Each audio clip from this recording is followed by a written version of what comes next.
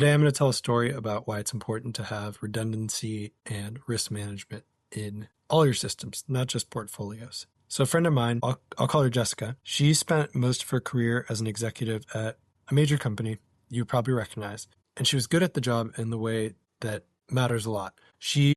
When something went wrong, people would come to her to get help to fix it. And what she did that was kind of unusual at a certain point was that she kept paper copies of lots of important documents. And it wasn't like she was against digital. She just knew that that was an important piece of how she'd always done things. And the funny thing is her coworkers gave her grief about it all the time. And Jessica said that it was mostly like gentle ribbing. It wasn't, mean or anything. But the cabinet she held everything was a running joke. And people would say, "Why are you printing that? It's backed up. It's in the cloud." And I wasn't there at her work, but I picture her just taking it in stride and smiling and filing. And then one day, a foreign government got into their network and they erased everything. Whole departments went dark, and records that were supposedly supposed to be in 3 different places turned out to not have that redundancy actually in place. And some of the people who spent their entire careers trusting that system realized, oh crap, this actually didn't work the way we intended it to. And in her department, they had some bad days, but everyone else was having a meltdown because the rest of the company was trying to reconstruct basic facts from memory. And she walked over to her cabinet and pulled out the important documents that let her people keep working. And she didn't have everything, but she had the really important things. So she operated through this crisis with just some headaches instead of catastrophe. And it's all because for many years, she was willing to just look a little bit foolish. And I really love this story. And it's always stuck with me because even years later, it's a really good illustration of how I like to think about money management. And especially right now with how fast technology is improving, we're all really trained to optimize and make everything efficient. And in modern finance, efficiency is the name of the game. Don't let cash sit idle. Don't pay for things that you'll probably never use. Every dollar should be working. Every system should be lean,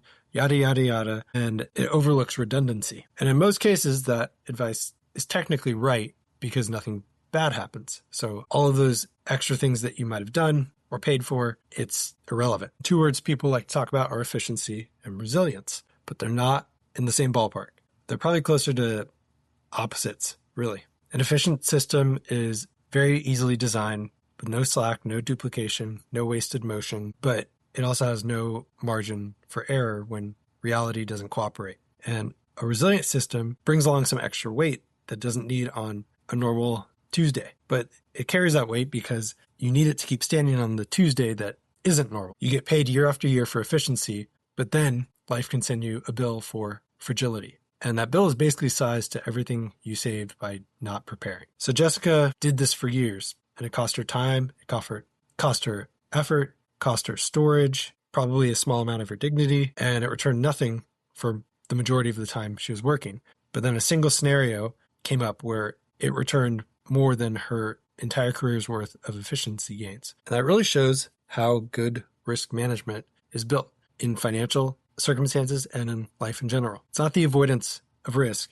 It's the deliberate decision to leave some return on the table in exchange for surviving the events that don't show up in the projections. Nassim Nicholas Taleb calls this anti-fragility. And it's a great book if you haven't read it yet. I think it's actually called Anti-Fragile. So I see this filing cabinet as an analogy to a lot of the portfolios that I look at. And with families who have real money to protect, they have the most to lose by getting it wrong. And this can show up in a few ways, like in concentration of assets in one company or stock, one bet that goes spectacularly right, one piece of real estate. It's an excellent wealth building machine to be concentrated, but a single point of failure can really mess things up. And it can be hard for people who have that concentration to diversify because it can feel like a downgrade. But when you diversify into a wider basket, that is the redundancy that you're putting in place. It's technically supposed to underperform the winner because it exists for the day when the winner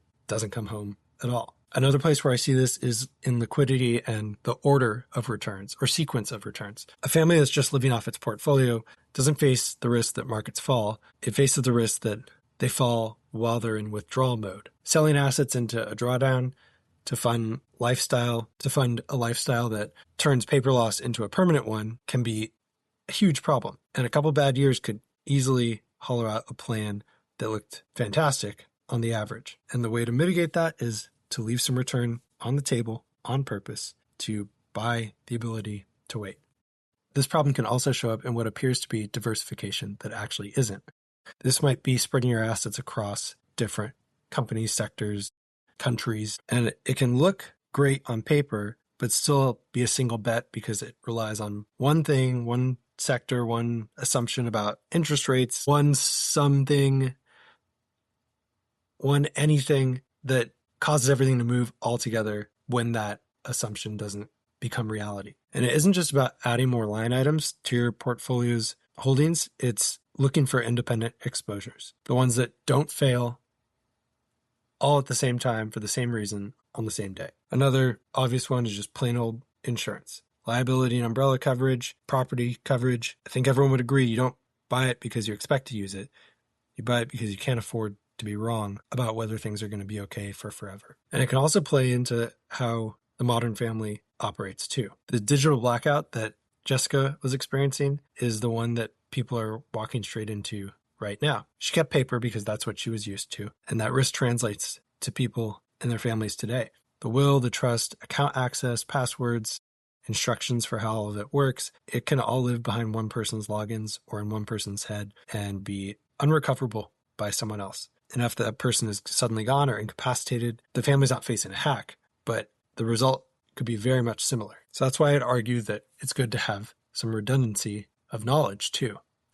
Does anyone besides you know where things are and how things work in your portfolio? Can someone you trust reconstruct your financial life without you in the room? And if the answer is no, that's something you might want to stress test. I don't think the lesson here is necessarily to keep everything on paper, although there's an argument that people might want to do that. I think the lesson is realizing that measuring just the calm years and pricing the system as if calm is all there is very dangerous. Jessica wasn't smarter than her coworkers about technology. I think she was just generally wiser than them about the world. The unlikely thing seems to always arrive eventually, and the redundancy against it gets mocked in the good years by exactly the same people who will need it when the bad years come. So I'll leave you with this question. What do you have in your quote-unquote filing cabinet that you can use when the system you rely on goes dark?